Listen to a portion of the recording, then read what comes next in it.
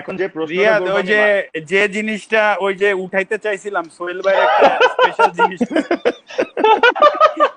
সোহেল ভাই ওইটা যদি উঠানো আমি যায় তামিম শোন তাহলে না, কিন্তু আমি এটা কিন্তু আমি ডেঞ্জারাস। মাস্টার ভাইকে এই তো কয়েকদিন আগে আমি ওনাকে ভয়েস এসএমএস করছি যে আচ্ছা সবাই তো মাশাল্লাহ অকশনে সবকিছু তুলতেছে, তো উনি ব্রেসলেট তুলছে, তো মাশাল্লাহ ভালো দামে বিক্রি হয়েছে। তো আমি বললাম যে এমন একটা জিনিস আছে যেটা খুব ভালো চড়া দামে হয়তোবা অকশনে হয়তোবা যেতে পারে।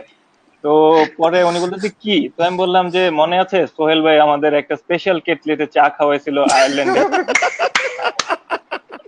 তো তারপর উনি উনি অন্য একটা অপশন দিছে, সেটা এখানে বলার মতো না, ওটা বলা যাবে কেন না, ওটা বল, এই যে ওটা একটা সোহেল পরে ভাইয়ের বলতে হবে। স্পেশাল গোলাপি কালারের আন্ডার একটা। আচ্ছা, এই মাসে ভাই, মাসে ভাই সোহেল, আমি বলিনি সোহেল ভাই হলো আমাদের যিনি মাসাজ করে, আমাদের সাথে টিমের সব সময় ট্রাভেল করে। তো মাসে ভাই ওই ফ্লাক্সের কথাটা যদি একটু বলেন যে ওই কি স্পেশাল ফ্লাক্স এটা। আচ্ছা, সেটা হচ্ছে আয়ারল্যান্ডের তামিম, এটা তুই তো চা ধরছিলাম কম আমি খাস। আমি ফার্স্ট। হ্যাঁ, হুম। তামিম তুই তো চা কম খাস, তা হ্যাঁ, রিয়াদ আর আমি সবসময় চা খাই। তো হ্যাঁ, সোহেল ভাই ইফতারির পরে সবসময় আমাদের চা ডেফিনেটলি উনি বানায় আনবে। তো যাই হোক, ওইখানে তো টয়লেট করার পরে ওই যে পুষার নাই, রাইট? হ্যাঁ, তো সবাই তো বোতল ইউজ করে। তো উনিও ভাই, ওনার কাছে পুরো পানির তো প্যাকেট ভরা থাকে, উনি আরামসে বোতল ইউজ করতে পারে, উনার বোতলে হবে না। উনি কি করে, উনি এই কেতলির ভেতরে পানি ভরে ওইটা ইউজ করে। আচ্ছা, এখন কেতলি তো আর প্রত্যেক রুমে দুইটা নাই, রাইট? না একটা একটা রিয়াদ কি একটা করে। কারণে, রিয়াদ কি কারণে রুমে গেছে, যে দেখে কেতলিটা ইসের পরে রয়েছে, বাথটবের পরে বসে আছে, ঠিক আমি রুমে কমোটের গেছি, পাশে। ওনার ওনার টয়লেটে ঢুকছে, ঢুকে দেখি কেতলি। আমি কি বললাম যে কি ব্যাপার, কেতলি এই জায়গায় কেন? আমার তো মাথা মানে গরম হয়ে গেছে। আমি বললাম যে সোহেল ভাই কেতলি এই জায়গায় কেন? তো বলতেছে আরে না ভাই কিচ্ছু না, কিচ্ছু না, এটা কিচ্ছু না। আমি বললাম যে আমি তাহলে কি আপনি আমাদের মাসের বাইরে কি এই কেতলিতে চা খাওয়ান? তো আরে না না না না, উনি স্বীকার করবে না। আমি বললাম যে না সব, আপনি তাহলে চা কোন রুমের কেতলির থেকে আপনি বানায় নিয়ে আসেন, তারপরে মাসের বাইরে গিয়ে আমি বলছি।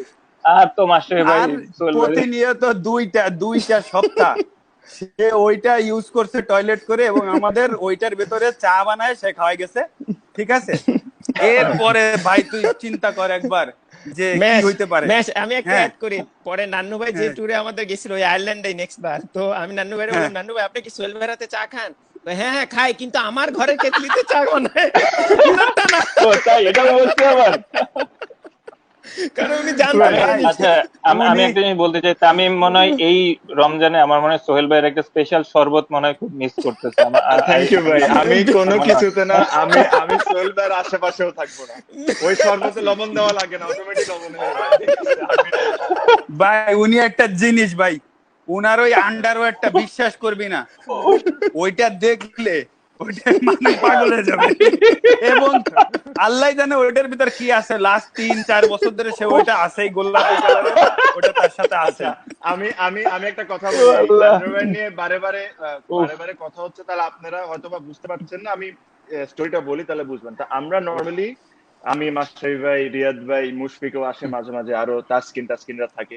তো মাস্টার ভাইয়ের রুমে আমরা খেলা শেষে অথবা রাত্রেবেলা এমনি বসে কার্ড খেলি, কার্ড হাজারি যে খেলাটা হয়, ওটা আমরা মজা করে খেলি। তো আমরা চিন্তা করি যে লাস্ট হবে সে, ধরেন হয় আন্ডারওয়্যার পরে নাচবে, নালে আন্ডারওয়্যার পরে করিডোর, যে হোটেলের করিডোর, ওখানে দৌড় দিবে। তো মোটামুটি ধরেন রিয়াদ ভাই, মাশরাফি ভাই, আমি সবই করছি। তো আমাদের টার্গেটই একটা থাকে যে সোল বাইরে করাইতে হবে, আর নাচাইতে হবে না হয়তো। তো এই কারণেই আন্ডারওয়্যারের আলোচনাটা বেশি হচ্ছে আর কি। তো যাই হোক মাসে ভাই, আমি একটা প্রশ্ন এখন করতে চাই আপনাকে, যেটাতে আমি মুশফিক আর রিয়াদ ভাইয়ের দুজনের ইনপুট চাই। এটা একটু ইমোশনাল, আমার কাছে মনে হয় আপনার ক্যারিয়ারের সবচেয়ে ইমোশনাল দিক এটা হলো 2011 ওয়ার্ল্ড কাপ, যেটা আমাদের দেশে হয়েছিল। আপনি মার্শাল্লাহ বাংলাদেশকে অনেক সার্ভিস দিয়েছেন, বাট এই একটা ওয়ার্ল্ড কাপ ছিল যে এটাতে আপনি বাংলাদেশকে রিপ্রেজেন্ট করতে পারেন। তারপরে আমি দেখলাম, মানে আমরা টিভিতে দেখতে পাচ্ছিলাম যে আপনি একটু ইমোশনাল হয়ে গেছিলেন যখন আপনাকে অনেক মিডিয়া চেস করতেছিল আপনার পিছনে পিছনে। তো একটু যদি আমাকে এক্সপিরিয়েন্সটা বলতেন যে মাসির ভাই, যে ওয়ার্ল্ড কাপটা ওই সময় যখন দেশে খেলা হচ্ছিল, যে আপনি, আপনার কেমন ফিল হচ্ছিল, অথবা আপনি কি মনে করছিলেন, এটা যদি একটু বলতেন। আর মুশফিক আর রিয়াদ ভাইও যদি একটু বলেন যে উনাকে ওই ওয়ার্ল্ড কাপে না দেখে তোদের রিয়াকশনটা কেমন, আপনাদের আর তোদের রিয়াকশনটা কেমন ছিল।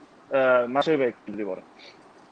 না দেখ, আমি সবার প্রথম জিনিস হচ্ছে যে একটাই স্বপ্ন ছিল, যখন শুনলাম যে 2011 ওয়ার্ল্ড কাপ বাংলাদেশে হবে, তো তখন থেকেই কিন্তু মনে একটা ড্রিম চলে আসছিল যে ওয়ার্ল্ড কাপ একটা খেলাই একটা খেলোয়াড়ের জন্য স্বপ্ন, সেখানে বাংলাদেশে ওয়ার্ল্ড কাপ হচ্ছে খেলবো, এটা একটা ড্রিম ছিল। আর তার কয়েকদিন আগে ইনজুরি থেকে উঠে এসে ঢাকা লিগে বিকেএসপি খেলতে পড়ে যে ইনজুর্ড হলাম, একবারের জন্য তখনও ভাবিনি, তখন আমার লিগামেন্ট পুরো ছিঁড়ে গিয়েছিল না, ওয়াবেল হয়েছিল। তো যাই হোক, সেটা হওয়ার পরে আমি যখন শ্রীলঙ্কায় গেলাম, ডক্টর বললো যে তুমি একটাই রিস্ক থাকবে যে তোমার খেলতে যে ছিঁড়ে যেতে পারে, বা তুমি যদি ওটা টলারেট করে খেলতে পারো সমস্যা নেই।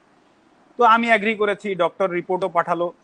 তারপর আমাকে যখন নেয়নি, বাট আমার কোনো ইয়ে নাই, আফসোস অবশ্যই আছে, এটা আমি বলবো না যে আফসোস নাই, খারাপ লাগা নাই, বাট আমি কাউকে দোষারোপ করিনি কখনো এবং করবো না।